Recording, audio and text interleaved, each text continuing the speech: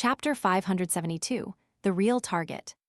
Under the crimson moonlight, the crew members stumbled towards the dock like the living dead, moving towards the various buildings concealed in the darkness.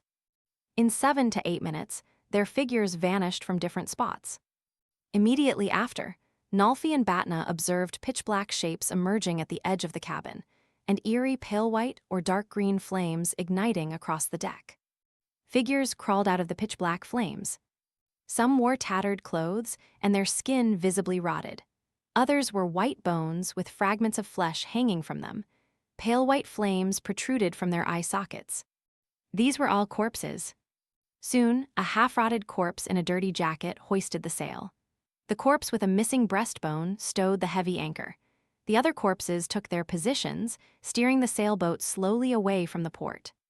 As they gazed at the decaying flesh, pale white bones, and sinister flames of different hues, Batna and Nalfi felt as if they had stepped into a novel world.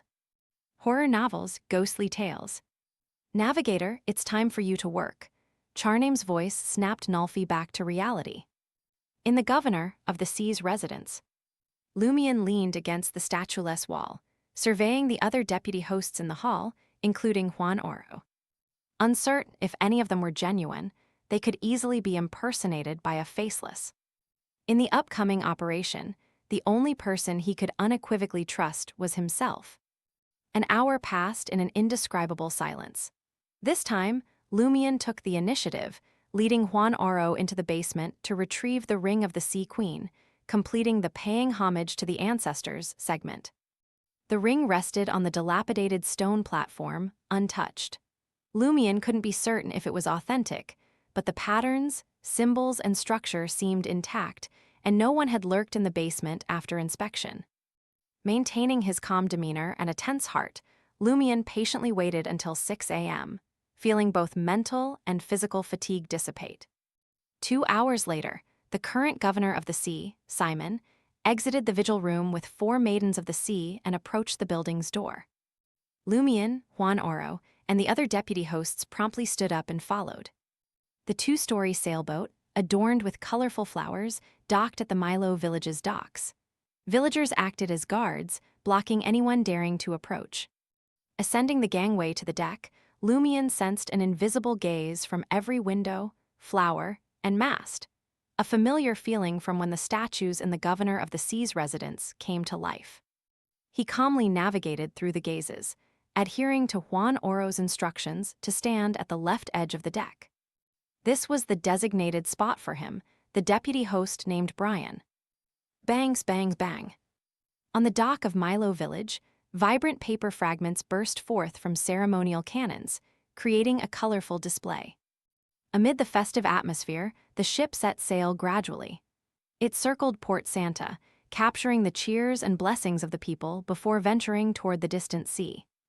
As the navigator, Juan Oro guided the ship into a boundless azure sea with no discernible landmarks. They weaved between left and right turns, occasionally reversing direction. Nearly an hour passed, and beneath the clear, bright sky, dense fog suddenly enveloped the ship. Splash! Within the fog's depths, waves surged like mountains. Any ship it touched would capsize or shatter. The governor of the sea, the maidens of the sea, some sailors, and the 2 deputy hosts, participating in the sea sacrificial segment for the first time, were terror-stricken by the ominous scene, their faces paling. For Juan Oro, a veteran of many sea sacrifices, it seemed like he was observing a child's plaything. He directed the sailors with no emotional fluctuations, guiding the ship along the only safe sea route through the thick fog and exaggerated waves. After an unknown duration, the fog lifted, and the tidal waves miraculously subsided. An ocean resembling sapphires unfolded before Lumion's eyes. The sea appeared limitless, but the distance and sky were gray, with only a hint of sunlight seeping through. Port Santa, Salo Motel. Lugano stood by the window, observing as the citizens formed celebratory teams, weaving through streets and alleys, spreading their joy.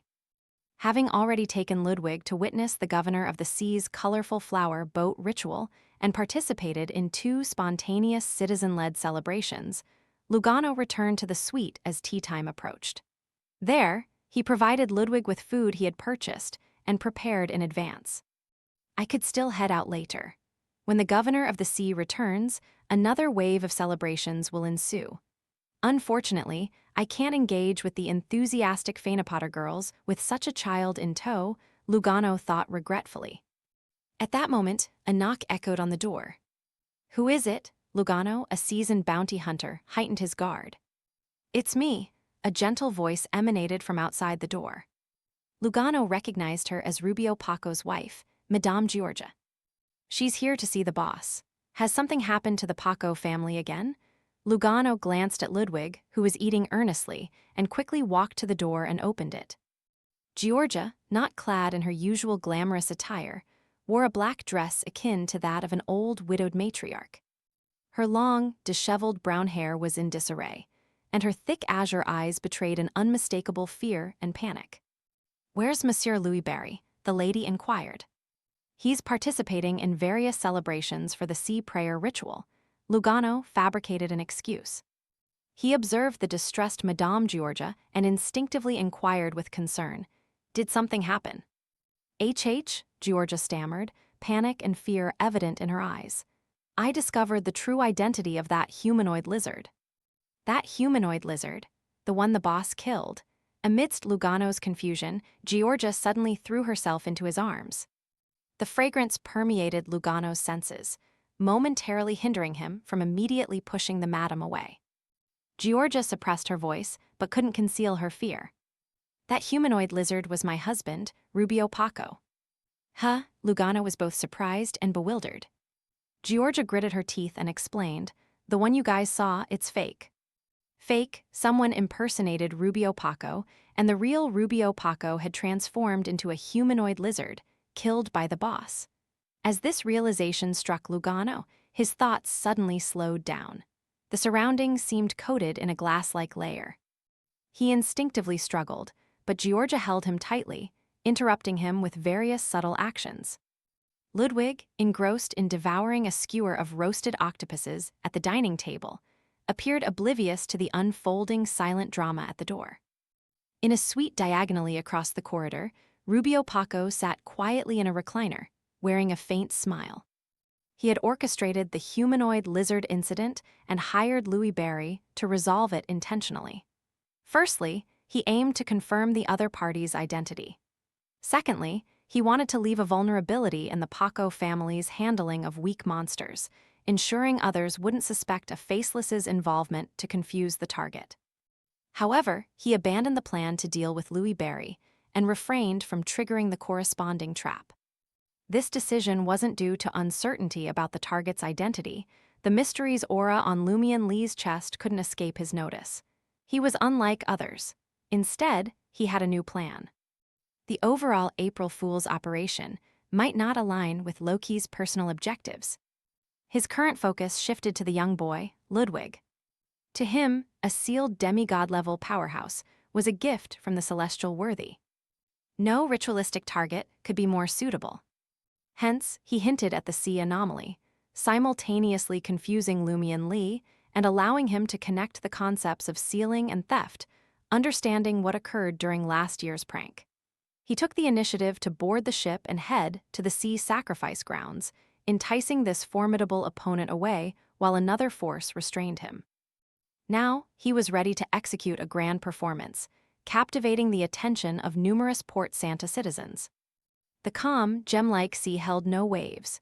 The four maidens of the sea engaged in a brief sacrificial dance, while sailors carried offerings, lambs, roosters, ox heads, and more from the cabin, stacking them at the bow. With the ring of the Sea Queen in hand, Juan Aro approached the governor of the sea, awaiting the groom's gift for the proposed marriage. Lumion, vigilant of everyone present, scanned his surroundings. Any one of them could suddenly reveal themselves as Bard, Mad Lady, Ultraman, Loki, Hisoka, or a marionette. The gentle, rhythmic dance concluded swiftly. Juan Oro produced the peculiar golden ring, passing it to the incumbent governor of the sea, Simon Gairo. At that moment, a person emerged openly from the cabin. A woman in a black nun's uniform and matching hat, her expression calm yet tinged with sadness. The surrounding sailors paid her no heed, as if she were invisible. Seeing this, Lumien's pupils dilated, then constricted. It was the source of derangement. The humanoid sealed artifact, lost by the eternal blazing sun church. In an instant, Lumien comprehended two things. The Death Navigators, transformed governors of the sea, had coincidentally appeared near the flying bird, stirring colossal waves. The humanoid sealed artifact had unconsciously set out to sea, coincidentally choosing the same destination as him, Port Santa. There was a purpose behind this,